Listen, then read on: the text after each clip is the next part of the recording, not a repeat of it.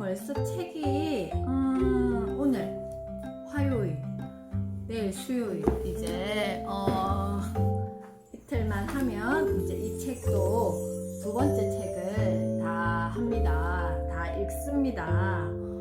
세연이 엄마도 오셨어요. 시간은 그냥 지나갔지만 또 우리가 이렇게 함께 하니까 또 이런 강민이 엄마도 오셨고요. 또 결과가 생기네요. 이렇게 함께 책을 두 권이나 올해 또 읽고 제가 오늘 아침에 좀 공부하는 시간을 좀 많이 가졌어요.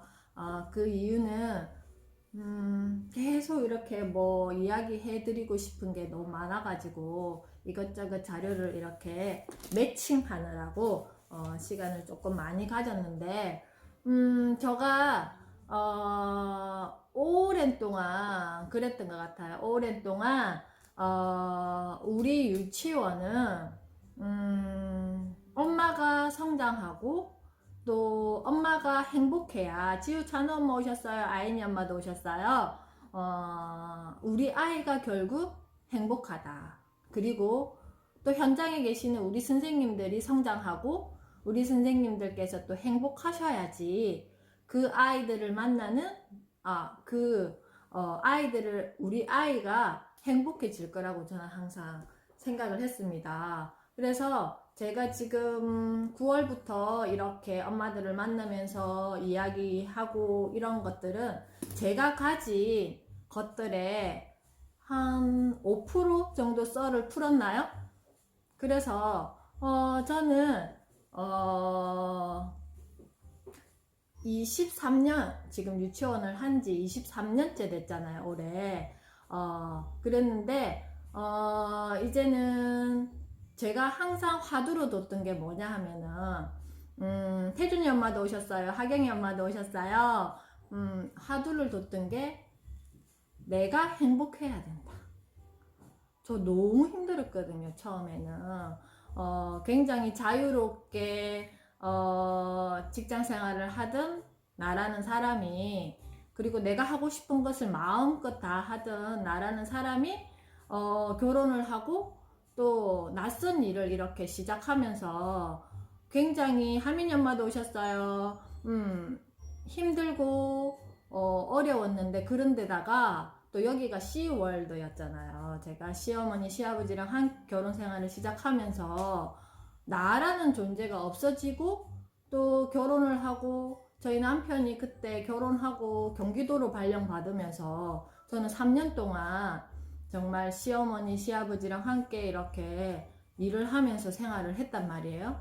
그 속에서 소준이 엄마도 오셨어요. 나라는 사람이 행복해야지 우리 아이도 행복하겠구나를 끊임없이 생각하고 끊임없이 공부하면서 지금 여기까지 온 것 같아요. 그래서 우리 엄마들이 유치원에 아이들을 보내고 저와 함께 이렇게 인연이 되었지만 가장 중요한 것은 시에리의 엄마도 오셨어요. 우리 아이들에게 유치원에서 뭘 해주고 물론 그것도 중요해요. 그렇지만 저는 가장 중요하게 생각하는 거는 엄마의 성장과 그리고 엄마의 행복. 그래야지만 우리 아이들이 결국은 성장도 할 수 있고 결국은 우리 아이들이 행복할 수 있다라는 거예요. 그렇게 생각하지 않으세요? 그래서 끊임없이 저는 그거에 대한 고민과 그거에 대한 어떤 갈증과 그거를 해결하기 위해서 지금까지 23년 동안 달려왔고, 지금은 어떻게 보면 더 이렇게 브레이크를 밟지 않고 달리고 있는 중입니다. 그래서 그런 것들을 우리 엄마들과 함께 이렇게 나누면서 끊임없이 한번 해보고 싶어요. 그래서 제가 어제 또 저녁에 공부를 하면서 오늘 화두를 뭘로 둘까 이렇게 고민을 하다가, 자, 수업 시작하겠습니다. 1교시 시작되었습니다. 질문으로, 오늘의 질문 이야기로 시작해 보도록 하겠습니다. 자, 내 아이는요, 엄마라는 나에게 나에 대해서 궁금해 할까요? 우리 엄마는 어떤 사람일까? 우리 엄마는 뭘 좋아하는 사람일까? 우리 엄마는 어떨 때 기분 행복해 할까? 우리 엄마는 어떨 때 마음이 불편할까? 우리 아이가 어떨 것 같아요? 반갑습니다. 우리 아이가 어떨 것 같아요? 나에 대해서 궁금해 할 것 같아요? 자, 그러면 우리 아이는 우리 엄마를 보았을 때 이렇게 기대할까요? 나는 지금 또 엄마랑 같이 이렇게 있고 싶고 엄마를 보면 나는 기대되고 어제의 엄마와 오늘의 엄마가 또 기대돼. 그렇게 생각할까요? 자, 그리고 세 번째, 내 아이는 나와 이렇게 이야기하는 게 이렇게 이야기를 하고 싶어 할까요? 그게 대해서 한번 생각해 보신 적 있으세요? 우리 아이는 나는 우리 엄마랑 이렇게 이야기하고 싶어 할까요? 어떨 것 같아요?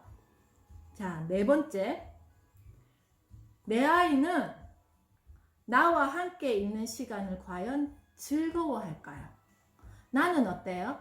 나는 내 아이와 함께 있는 시간이 즐거우세요? 어떠세요? 자, 그렇다면 우리 아이는요, 엄마랑 함께 있는 거 그런 시간 되게 즐거워하고 행복해 해요. 네? 네라고 대답하신 분은 왜 그렇다고 생각하세요? 자, 그렇다면 내 아이는 저랑 함께 있는 시간보다 그냥 다른 거, 뭐 아빠랑 같이 있는 시간이라든지 아니면 놀잇감을 가지고 노는 시간을 더 좋아하는 것 같아요. 그거는 또 왜 그런 것 같아요? 내가 엄마가 되었지만 내가 무언가를 계속 채우지 않으면 어때요? 어제와 같은 엄마를 만난다는 거는 아이에게도 힘든 일이에요. 그렇다고 생각하지 않으세요? 기대감이 없잖아요. 그죠? 우리가 보통 아이에게 그런 말 많이 하죠. 엄마가 몇 번을 이야기해야 너가 알아듣겠니? 엄마가 어제도 이야기했잖아. 너 왜 오늘도 이렇게 해? 자, 이런 말을 무심결에 많이 뱉죠. 그럼 아이 입장에서 엄마에게 엄마는 어제랑 왜 똑같아? 엄마는 지금 나에게 기대감을 주고 있지 않아? 자, 그렇게 이야기를 내가 들었다고 생각해 보세요. 저는요, 우리가 너무 아이에게 집중해서 안테나를 많이 세우고 있는 게 오히려 아이에게는 독이 된다고 생각해요. 그것 대신 이제는 나에게 안테나를 세워서 나는 아이에게 무언가를 정말 양파 껍질 벗기듯이 벗겨도 엄마에게는 뭔가 새로운 것들이 계속 쏟아져 나와. 아이를 위한 어떤 요리를 할 때도 마찬가지고 뭔가 이야기 주머니를 풀어낼 때도 마찬가지고 우리 엄마가 집안일 하는 거 이거 정말 나도 한번 따라 해보고 싶어. 이런 것들이죠. 그래서 그게 저 멀리 있는 게 아니라 그냥 내 일상 속에서 아이가 엄마에 대해서 궁금해 할 수 있는 뭔가가 내가 되어 있어야 되고, 그리고 우리 엄마가 어제는 나한테 이렇게 이야기했는데 오늘은 어떤 이야기를 해줄까? 엄마가 어떤 뭔가 모습을 보여줄까? 기대하는 엄마가 되어야 되고. 도윤이 엄마도 오셨어요. 그리고 어제 엄마랑 이 이야기 하니까 되게 즐거웠는데 오늘은 엄마가 내가 이렇게 이야기하면 우리 엄마는 나에게 어떻게 이야기해 주실까? 또 기대하는 엄마가 되어야 되지 않겠어요? 자, 이제는 이렇게 거꾸로 생각하는 연습을 계속 할 건데요.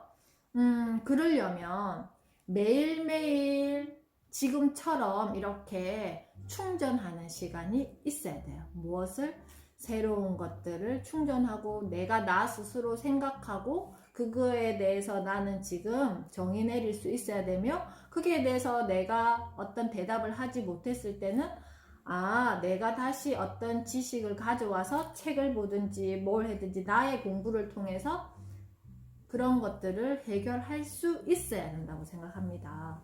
그래서 우리 아이 창의력 이야기 하다가 이게 무슨 말이냐고요. 오늘 제가 주제가 그렇잖아요. 창의력을 키우는 브레인스토밍 질문놀이라고 했는데 우리 아이 창의력 이야기 하다가 선생님 그게 지금 무슨 말이에요?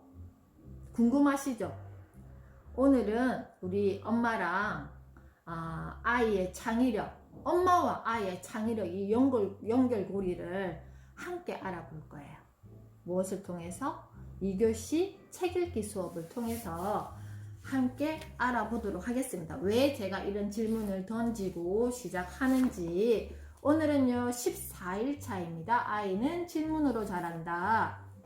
14일차 창의력을 키우는 브레인스토밍 질문놀이. 1대 230 무슨 숫자일까? 한국인의 노벨상 숫자와 유대인의 노벨상 숫자다. 차이가 크게 난다. 15세 기준 세계 학업 성취도에서 한국이 최상위 15세 기준입니다. 이스라엘은 30위권으로 우리가 압도하지만 이것은 뭐라고요? 의미가 없다. 학업 성취가 높다는 것은 개인의 일이다. 노벨 평화상과 문학상을 제외한 모든 노벨상은 새로운 발명을 해서 세상에 기여했을 때 주는 상이다. 혼자만 잘 살면 무슨 의미인가? 한국인은 공부 시간이 세계에서 가장 길대요. 시간은 성적으로 보답하죠. 그런데 이러한 공부는 딱 언제까지다? 15세까지다. 그 나이까지는 지식을 묻는 시험이 대부분이다. 기초 지식이 중요한 시기라서 그렇다. 기초 지식이 어느 정도 있어야지 무엇이 생긴다고요? 그랬죠. 창의력이 생깁니다. 지식은 묻지도 따지지도 않고 외우면 된다. 한국의 질문 없는 교실, 암기식 교육이 아직은 세계 학업 성취도 평가에 먹히는 이유가 그것입니다. 그러나 성인을 기준으로 하는 세계 학업 성취도가 있다면 한국의 순위는 아래에서 찾는 편이 빠를 것이다. 성인은 지식을 바탕으로 새로운 생각을 해내는 창의력을 필요로 한다. 우리 아이가 20살이 되었을 때 어떤 모습으로 사회를 만날 것인지 고민해보자 그랬죠. 한국 성인의 창의력은 노벨상 순위, 스타트업 순위, 연간 독서량 순위를 보면 정확하게 알 수 있다. 한국보다 노벨상을 많이 받은 나라는 34개국이고 스타트업은 20위권이며 연간 독서량은 OECD 평균 이하이다. 지금 우주인을 한번 떠올려 보시라. 당신이 생각하는 우주인은 대부분 영화에서 봤던 모습일 테다. 기존에 한 번도 본 적이 없는 우주인을 떠올렸다면 당신은 창의적인 사람이다. 우주인을 떠올려 보시라 했을 때 내가 상상하는 우주인은 어떤 모습이셨어요? 그동안 우주인이 나오는 영화는 셀 수 없이 많지만 생김새는 다 고만고만하다. 인간의 창의력은 자기가 보고 듣고 경험한 지식을 융합해서 나온다. 이것이 바로 인간 창의력의 한계다. 아이의 창의를 어떻게 키울 수 있을까? 창의력 학습은 손에 잡히지 않는 모호한 개념이다.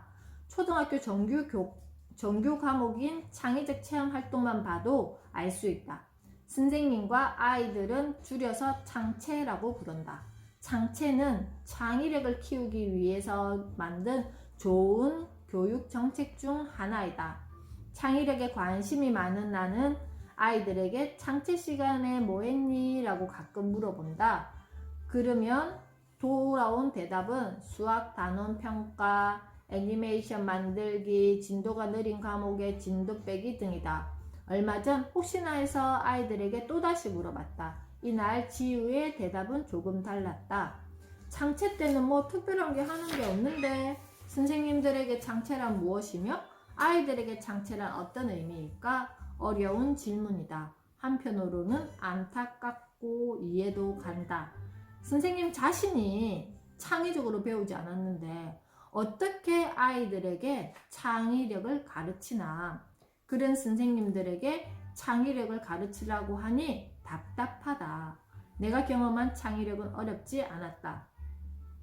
나는 군대에서 불합리한 제도를 개선하는 제안 발명 동아리를 10년 정도 운영했었다.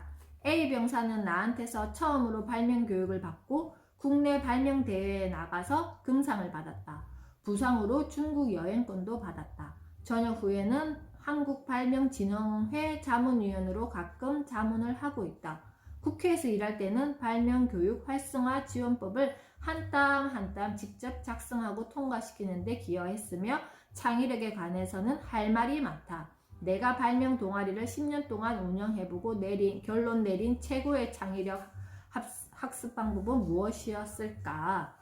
그것은 왜? 라고 지속적으로 질문하고 모든 대답에 긍정적으로 반응해주는 브레인스토밍이 그것이다.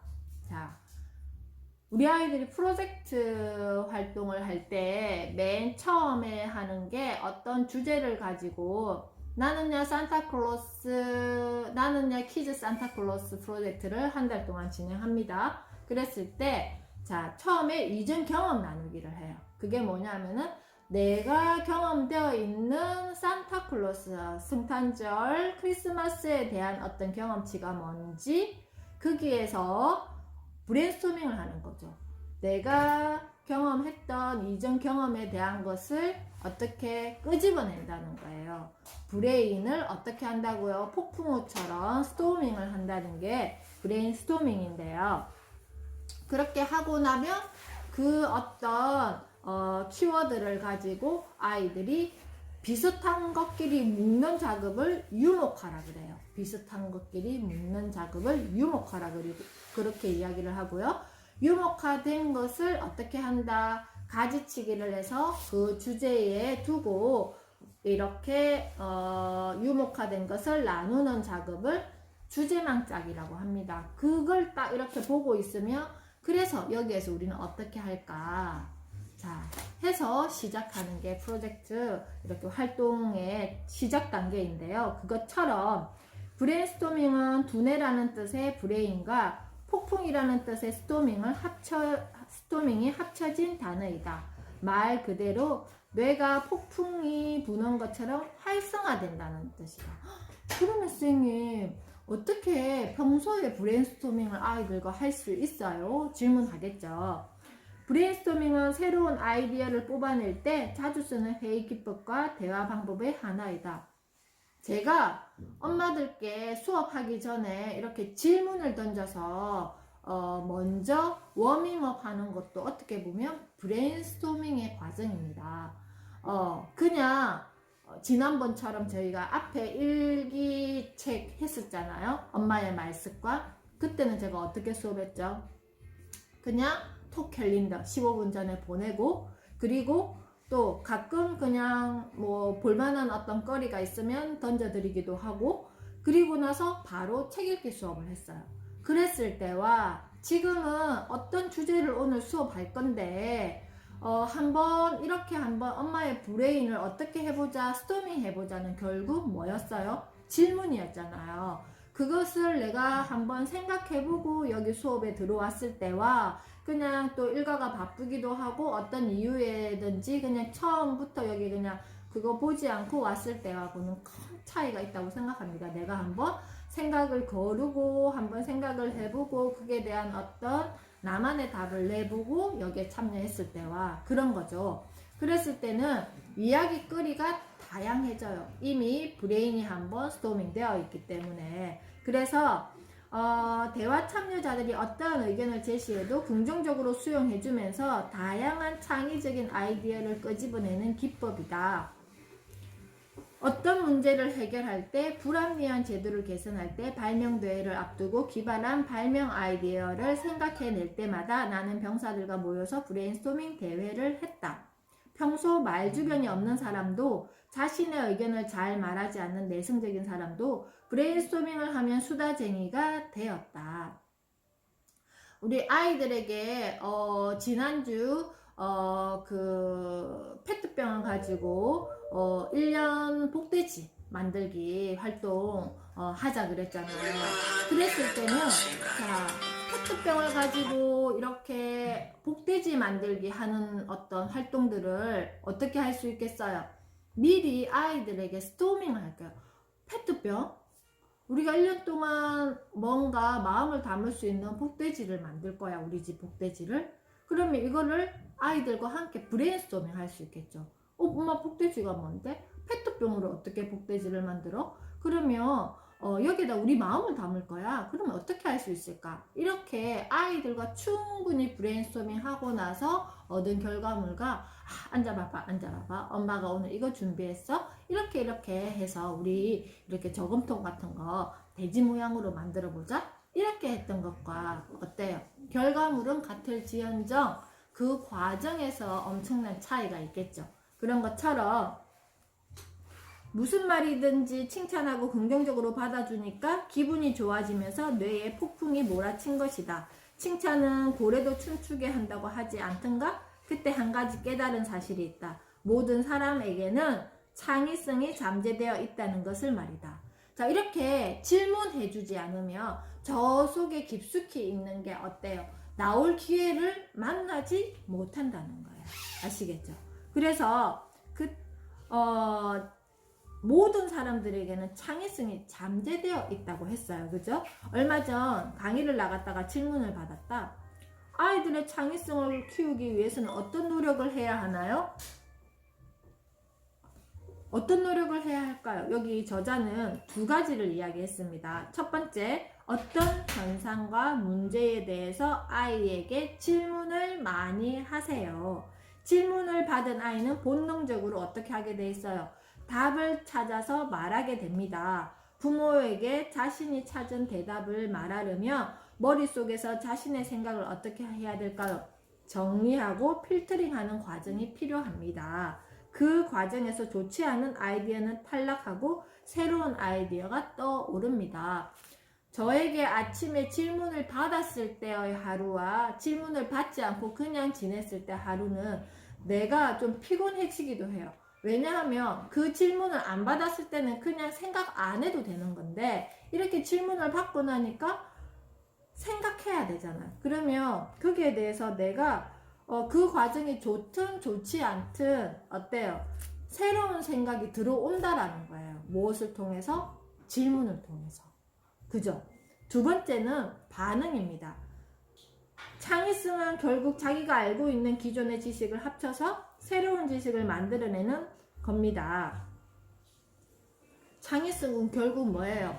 내가 기존에 알고 있는 지식과 이 지금 수업을 하고 있지만 우리 엄마들도 기존에 알고 있는 나만의 뭔가 지식이 있을 거예요. 그렇지만 이런 또 활동들, 수업들을 통해서 책 읽기를 통해서 신문 읽기를 통해서 새로운 지식이 딱 들어오니까 어때요? 새로운 어떤 이 기존의 지식과 새로운 지식이 합쳐져서 뭔가 융합적인 어떤 사고가 발현된다는 거죠. 아이가 생각해낸 대답이 실현 가능성이 없고 엉뚱하더라도 무조건 칭찬하고 수용해주는 게 좋습니다. 정답이 없어요. 1 더하기 1은 앉아봐봐. 이야 하고 있으면 안 된다라는 거예요. 맞죠? 과학적으로 증명할 수 있잖아. 1 더하기 1은 2가 아닐 수도 있다라는 것을. 근데 그걸 고집하면서 아이를 앉혀놓고 굳이 정답을 집어넣으려고 하시지 마시라는 거예요. 그러면 아이는 이렇게 칭찬하고 수용, 1 더하기 1은 1이야 엄마. 내가 설명해볼까? 왜 1 더하기 1은 1인지. 어떻게 너는 1이라고 생각했어? 엄마는 학교 다닐 때 2라고 배웠는데 너는 왜 1이라고 엄마한테 이야기했어? 라고 이렇게 칭찬하고 수용해주면 아이는 어떻게 할까요? 신이 나서 또 다른 아이디어를, 다른 어떤 상황을 만났을 때 끄집어낼 수 있고 떠올린다는 거예요. 거기서 뭐가 나온다고요? 자, 별표. 거기서 창의력이 나옵니다. 아시겠죠? 그게 습관이 되면 어떤 아이가 될까요? 창의력이 높은 아이가 될 거예요. 자, 여기에서 아까 첫 번째, 두 번째 뭐였어요? 아이에게 질문하고 아이에게 어떻게 반응한다? 칭찬하고 수용하는 반응을 해준다. 맞죠? 거기에서 뭐가 나온다고요? 창의력이 나옵니다. 그게 습관이 되면 창의력이 높은 아이가 되는 거지요. 어렵지 않죠? 정말 어렵지 않은데 우리가 창의력을 높이기 위한 어떤 책, 창의력을 높이기 위한 교구, 창의력을 높이기 위한 교재, 그거는 그 어떤 업체에서 마케팅을 하기 위한 전략인 거죠. 그 속에 진리는 없다라는 거예요. 그걸 내가 어떻게 이용해서 우리 아이들과 관계를 맺으면서 어떻게 풀어내는지가 창의력의 기초공사지. 어떤 교재를 했어? 뭘 했어? 뭐 이게 중요하지 않다라는 거예요. 유대인들의 우수한 창의성은 어릴 때부터 부모와 질문하고 대답하는 브레인스토밍 대화가 가정 문화로 자리 잡은 결과이다. E.T., 쥐라기 공원 등의 영화를 만든 유대계 미국인 스티븐 스필버그는 말했다. 나의 성공은 순전히 부모님 덕분입니다. 저녁 식탁에서 내가 지어낸 엉뚱한 이야기를 부모님은 항상 재미있다고 말해주었습니다. 그러면 나는 다음날 또 어떻게 한다고요? 새로운 이야기를 지어냈습니다. 세계 최고의 콘텐츠 제작자 스티븐 스필버그의 창의력은 갑자기 생겨난 것이 아니라 부모님의 브레인스토밍 대화를 통해서 다져진 것입니다. 이게 굉장히 중요하죠. 보세요. 스티븐 스필버그가 뭔가 창의적인 어떤 주제 테마를 가지고 영화를 기획하려고 그래요. 그러면 이 사람이 사회에 나와서 그와 관련된 열심히 공부를 하고 그리고 그에 대한 어떤 기획력을 다지고 해가지고 이런 영화가 만들어졌을까요? 어렸을 때부터 어떤 텃밭에서 어떤 관계를 맺어서 어떤 기름진 토양을 만들었는지가 내가 어떤 것을 심으려고 할 때 충분히 그것을 어떻게 할 수 있다고요? 할 수 있다라는 거예요. 아시겠죠? 그래서 우리 엄마들이 우리가 계속 지금 이야기 하잖아요. 어떤 이야기? 어떤 것을 만들어내는 것은 뭐예요? 그냥 이루어지는 게 아니에요. 그냥 이루어지는 게 아니라 꾸준히 아이들과 함께 관계 맺음으로써 이루어지는 것입니다. 그래서 세계 최고의 콘텐츠 제작자 스티븐 스필버그의 창의력은 갑자기 생겨난 것이 아니라 부모님의 브레인스토밍 대화를 통해 다져진 것이라 했죠. 아이들에게 질문한 다음 대답을 기다렸다가 좋은 생각이라고 칭찬해주기만 해도 어떻게 한다고요? 아이의 창의력은 쑥쑥 자랍니다. 그리고 모든 것에는 어때요? 이름이 있고 그 이름에는 이유가 있습니다. 질문과 함께 브레인스토밍을 반드시 기억하자. 나는 아이들의 창의성을 키우기 위해 의도적으로 질문을 많이 한다. 평소 대화하다가도 그 문제를 해결하기 위하여 새로운 물건을 만들면 어떨까? 자녀가 발명가라면 이럴 때 어떤 발명품을 만들 거니? 이 물건은 왜 생겨났을까? 등의 질문을 묻는다. 아이가 엉뚱한 대답을 해도 나는 한결같이 좋은 생각이라고 뭐 해준다? 칭찬해준다. 부모가 생각하는 빤한 대답이 창의적인지 엉뚱한 대답인지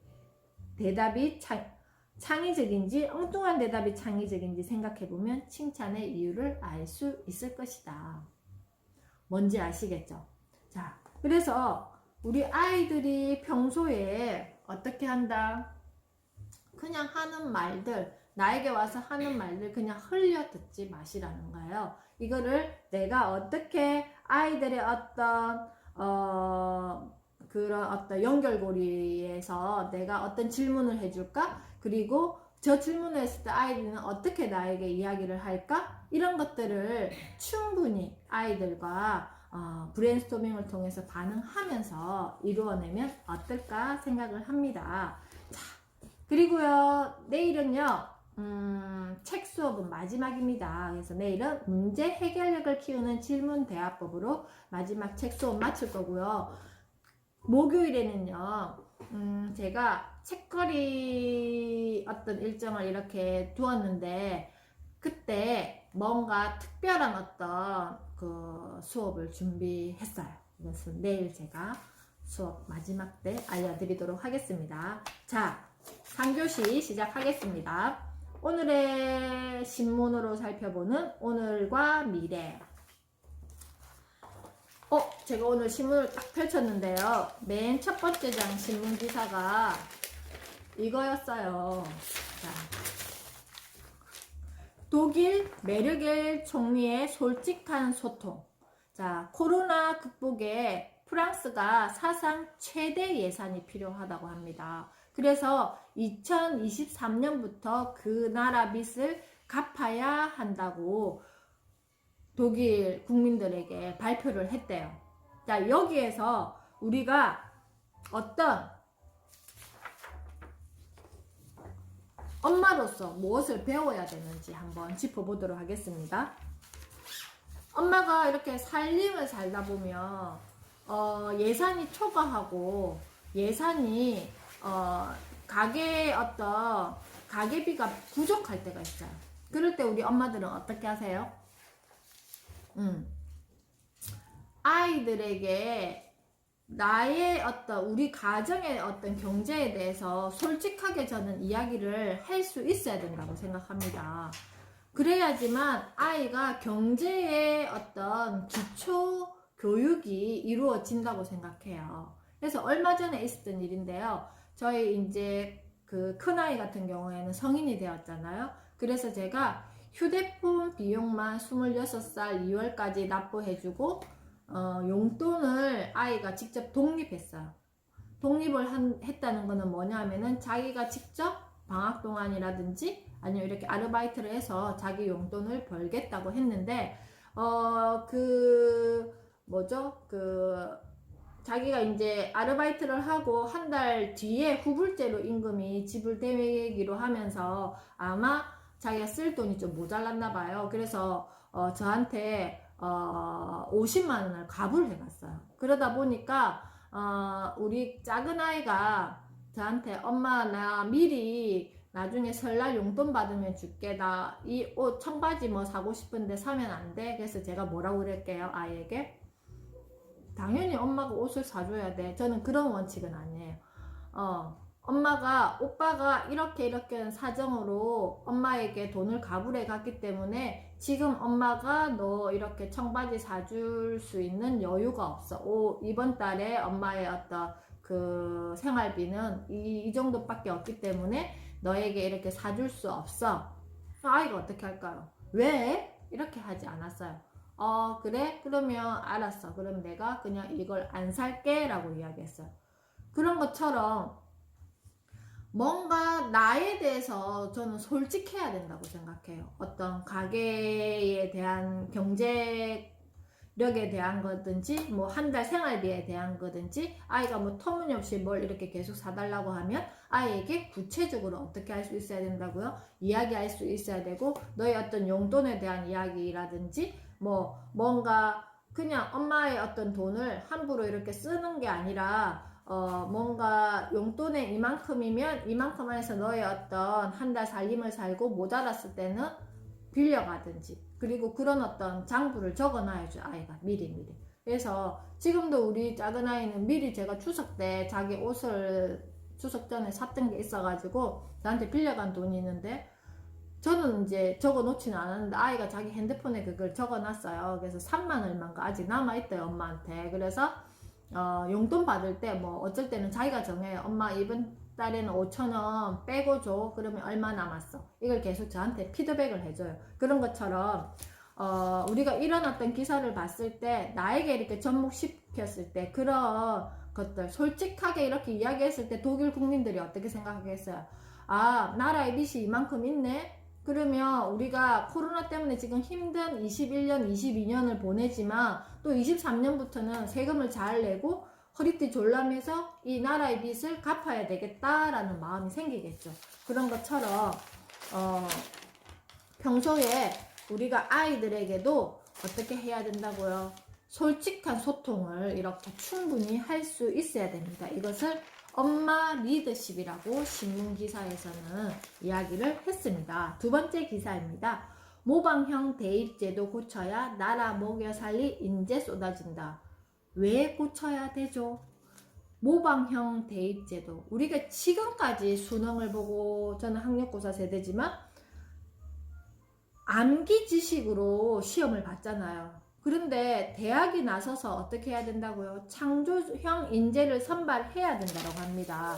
여기에서 창조형 대학 입시 제도로 전환해야 한다. 이제는 대학이 창조형 인적 자본을 가장 중요한 선발 기준으로 채택해야 한다. 그래야 학생들이 창의적인 아이디어를 내는 능력을 초중고 시절부터 열심히 키우게 돼 빌 게이츠나 스티브 잡스, 마크 조크버거 같은 창의적 인재들이 쏟아져 나올 수가 있다. 예를 들어서 1년 내내 섭씨 30도가 넘는 불나라에서 얼음을 화폐로 사용하는 방법은, 또 그동안 세상에 존재하지 않던 창의적인 금융상품을 하나 제시하시오. 페이스북 혹시 하세요? 페이스북 마크 주크버그, 인스타그램이나 페이스북이 마크 주크버그 회사잖아요. 마크 주크버그가 리브라라는 디지털 화폐를 올 6월에 만들 거라고 이야기했습니다. 페이스북과 인스타를 사용하는 전 세계 인구가 20억 명이라고 합니다. 그 속에는 많은 샵들이 있어요. 쇼핑을 할 수 있는 마켓들이 있단 말이에요. 그 안에 20억 명이 그 리브라라는 화폐, 페이스북 화폐를 사용했을 때, 그러니까 그거죠. 가상화폐가 아니라 그거는 디지털 화폐인 거예요. 그 안에서 이루어지는 모든 거래는 어떻게 리브라라는 디지털 화폐를 사용할 것이다 를 지금 계획하고 있어요. 아마 내년쯤 되면 그게 나오지 않겠어요? 그거죠. 그동안 세상에 존재하지 않던 창의적인 금융상품 하나를 제시하세요. 중국은 그 자체의 시장이 굉장히 크잖아요. 그래서 6월에 이미 디지털 화폐를 만들었고요. 우리나라는 내년에 만들 것이라고 계획을 발표를 했고요. 페이스북, 마크 주크버그는 리브라라는 디지털 화폐를 만들 것이다 라고 올해 발표를 했어요. 그러면 거대한 디지털 제국의 수장이 되는 거죠.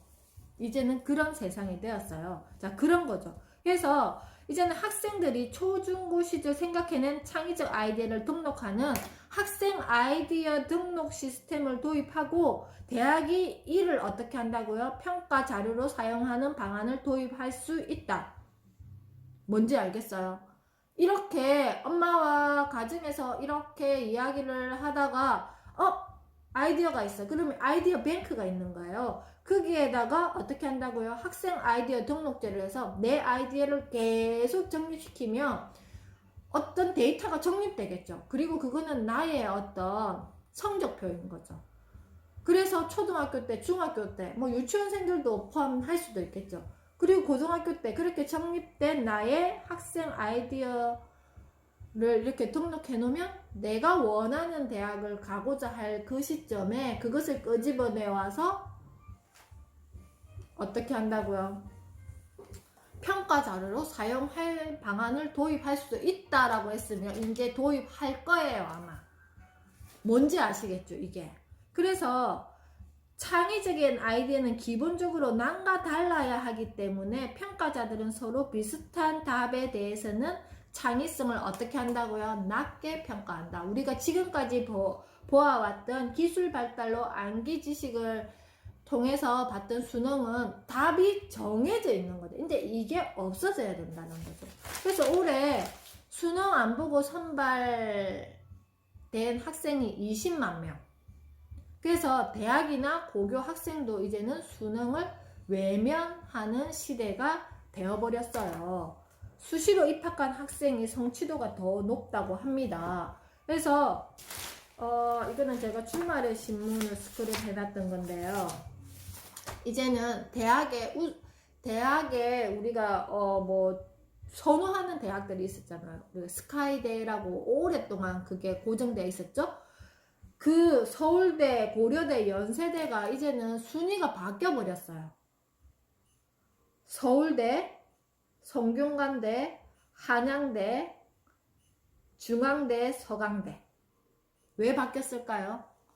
왜 순위가 바뀌었을까요? 그 이유는 대학이 처한 외부 환경이 급격히 변화하면서 거의 고착화되다시피 한 대학 서열에 대한 사회의식도 변화할 것으로 예상된다. 학령 인구 감소와 코로나19로 대학의 비대면 교육 서비스, 차별화된 학사 관리가 향후 대학 평판에 영향을 미칠 것이며 대학이 이제는 능동적으로 변할 때입니다. 자, 대학이 이미 능동적으로 변하고 그렇게 평가받기 때문에 저 밑에 이제 우리 새싹들, 우리 아이들은 어떻게 변화해야 되는지 조금 감 오시죠? 그래서 자, 이런 기사만 봐도 지금 우리 아이에게 내가 지금 무엇을 해주어야 되는지 이제 조금 아시겠죠? 매일매일 우리가 신문을 보면서 이런 기사들을 계속 읽으면서 생각하는 어떤 힘을 기르고 있기 때문에 이렇게 기사를 보면 이렇게 예측할 수 있는 거예요. 우리 아이들을 위해서 그러면 나는 지금 어떻게 해야 되고 대학은 어떻게 변화가 되어가고 있고 미래는 우리 아이들이 만날 미래는 이런 세상을 만나겠구나. 그렇게 하기 위해서 지금 우리 아이들에게 나는 무엇을 해줘야 되는지 엄마의 리더십이 필요할 때입니다. 그래서 이제는 내년도에 겨울방학 마치고 저가 함께 엄마들과 읽을 책은요. 좀 이제는 뭐 아이와 관계되는 거 뭔가 이런 것들을 기초교육을 했더라면 이제는 조금 퀄리티 높은 걸로 한번 점핑 딱 하고 나서 이제 조금 더 쉬운 걸로 하고 나면 그 말을 알아듣든 못 알아듣든 우리 엄마들이 이제는 뭘 해야 되냐면요. 세 번째 책 저 준비했습니다. 리부트. 김미경의 리부트. 이 책을 가지고 내년 1, 2월에 만날 건데요.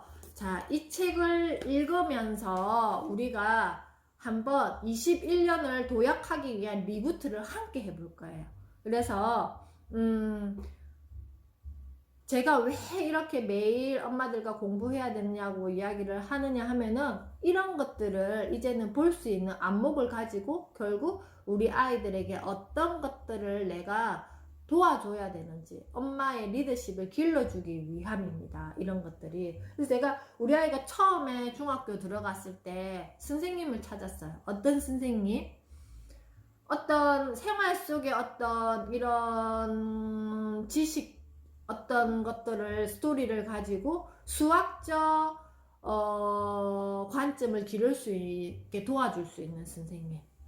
그래서 그때 작년 1학년 때 우리 아이가 했던 이 수업이었는데요. 자, 한 문제만 볼게요. 이거예요. 1kg의 정의해서 여기에 1kg에 대한 스토리가 나와요. 스토리가 나오고 이렇게 해서 두 문제를 푸는데요. 100년 전보다 무게가 줄었네 하면서 이렇게 스토리가 나오고 여기 이거 QR코드를 이렇게 딱 하면 여기와 관련된 영상이 나와요. 그리고 나면 어떻게 한다고요? 여기 문제를 아이가 이렇게 서술형으로 이렇게 푸는 문제를 가르쳐 줄 수 있는 선생님을 찾았어요. 그래서 작년에 이렇게 제가 이렇게 데리고 다니면서 일주일에 한 번씩 이 수업을 했고요. 이거 뒤에 했던 게 뭐냐 하면은 이거였어요.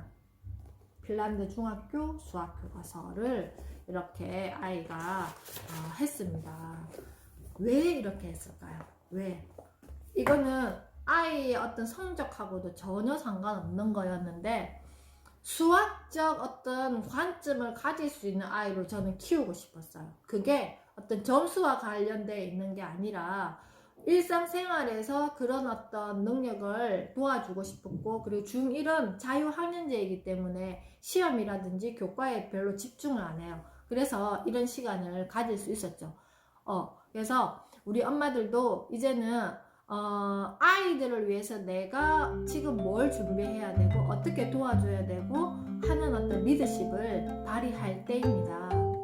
그것을 제가 적극적으로 도와드리도록 하겠습니다. 오늘도 제가 5분 오버 했는데요. 오늘도 수고 많이 하셨고요. 내일도 3시에 또 좋은 귀한 이야기 가지고 만나뵙도록 하겠습니다.